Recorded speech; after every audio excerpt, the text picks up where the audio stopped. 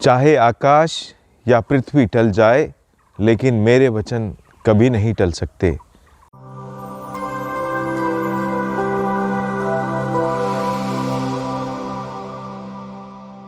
क्रिस्त में मेरे प्रिय भाइयों और बहनों, हम लोगों ने ये कहावत ज़रूर सुनी होगी, समय किसी के लिए नहीं रुकता। सही है, लेकिन अगर जो चीज़ हमें समय बताती है वो रुक जाए तो ज़रूर शायद कुछ समय के लिए उस व्यक्ति के लिए समय रुक जाएगा, क्योंकि समय ईश्वर द्वारा बनाया गया है। ईश्वर ही सारी सृष्टि का मालिक है, क्योंकि उसकी ना कोई शुरुआत है ना कोई अंत है, और इसलिए जो कुछ भी उसने बनाया अच्छा बनाया। और इसलिए आज जब हमारे जीवन की हम बात करते हैं तो उसका हमारा जीवन भी उसके हाथों में है। इसलिए लूकास का सुसमाचार में हम सुनते हैं, प्रभु वचन में कहते हैं, उनसे डरो जो तुम्हारी आत्मा और शरीर दोनों को नरक की अग्नि में झोंक सकता है। लेकिन वास्तव में हम किससे डरते हैं? शायद संसार के लोगों से, संसार की बातों से, विपत्तियों से, लेकिन हम उस व्यक्ति से भयभीत होने डर जाते हैं, भयभीत नहीं होते जो हमारी आत्मा और शरीर दोनों को विनाश कर सकता है। वह है हमारा प्यारा ईश्वर। लेकिन प्रभु कभी नहीं चाहता कि हम में से कोई भी विनाश की ओर बढ़े या हमारा सर्वनाश हो। वह तो चाहता है कि हम सब जीवन पाए। इसलिए यूहन्ना का सुसमाचार अध्याय 3:16 में वो सुंदर वाक्य हम बार बार दोहराते हैं।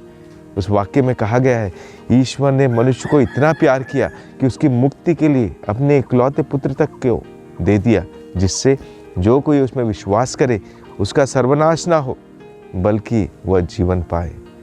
हाँ मेरे प्रिय भाइयों बहनों, इन दिनों हम हमारे धार्मिक चक्र के अंतिम हफ्ते में हैं और 2 दिन बाद हम एक नए वर्ष की शुरुआत करेंगे। तो क्या हम ईश्वर पर भरोसा रखते हुए जो जीना सीखे हैं हमारे लिए सचमुच आशीष का विषय बना है? इन दिनों जो पाठ हम सुन रहे हैं वो हर एक नई पृथ्वी और नई सृष्टि या नई रचना के बारे में बातें करती हैं। सब कुछ ज़रूर घटित होगा, क्योंकि प्रभु का वचन कभी टल नहीं सकता। लेकिन उससे ज़्यादा प्रभु हमसे यह चाहता है कि जितने समय हम संसार में जीवित हैं, क्या हम अपने विचारों में, अपने शब्दों में, अपने कार्यों में सुंदरता नहीं ला सकते, एक नयापन नहीं ला सकते? क्योंकि जब हम अपने विचारों में, अपने शब्दों में, अपने कार्यों में एक प्रकार का नयापन लाएंगे तो एक नई संतुष्टि हम अपने जीवन में पाएंगे।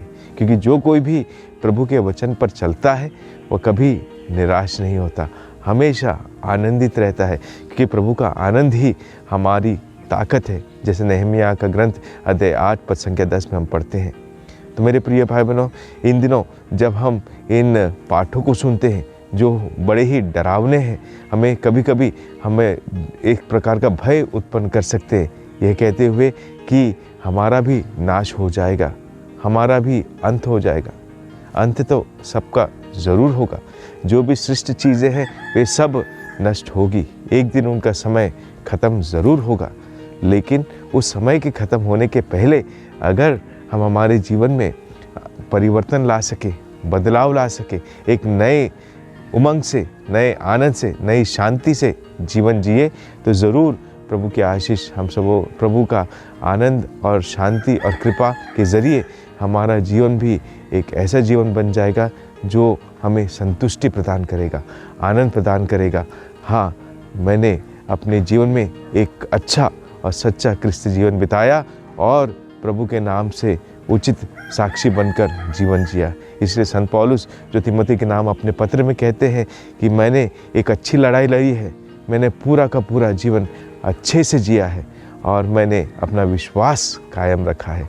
तो आइए संत पौलुस के उदाहरण से हम भी प्रभु की इन बातों को समझे कि जैसा प्रभु ने निर्धारित किया है वैसा ही घटित होगा। हम अपने कार्यों से, अपने शब्दों से, अपने विचारों से कभी भी इस सृष्टि का एक बाल भी बांका नहीं कर सकते, लेकिन वह हमारा ज़रूर कर सकता है, वह हमें सर्वनाश की ओर लेकर जा सकता है।